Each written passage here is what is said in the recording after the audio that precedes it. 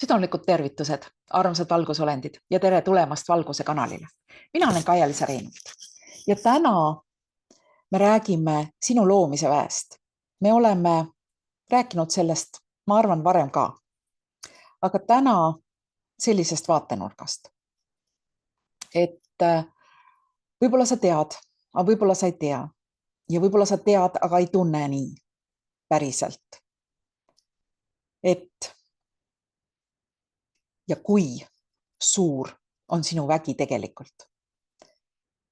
Sinu vägi on tegelikult nii tugev, et mida iganes sa usud olevat tõde, saab tõeks. Ja sellepärast on ülimalt oluline vaadata ja jälgida neid lugusid, mida sa iseendale räägid ja mida sa oled rääkinud lapsepõlvest alates. Sest nii nagu ma olen varem öelnud, siis naljaga pooleks, et meie elu on justkui selline, et kõigepealt me sünnime, siis tuleb lapsepõlv ja siis on ülejäänud elu lapsepõlvest toibumiseks.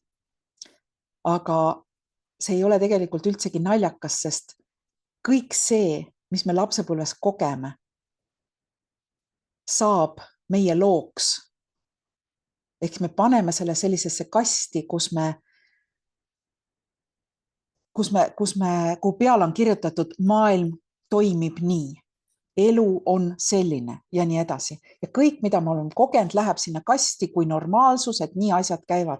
See on see lugu, mis on meie alateadvuses, isegi kui me ei tea, et ta seal on.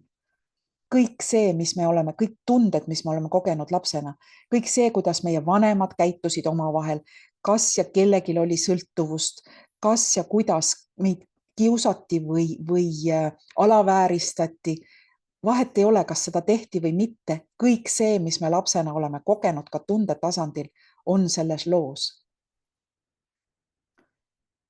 Sest ja sellepärast me olemegi sellised, nagu me oleme, sest me usume seda kõike, me usume seda lugu, mida me iseenda kohta räägime ja maailma kohta iseendale.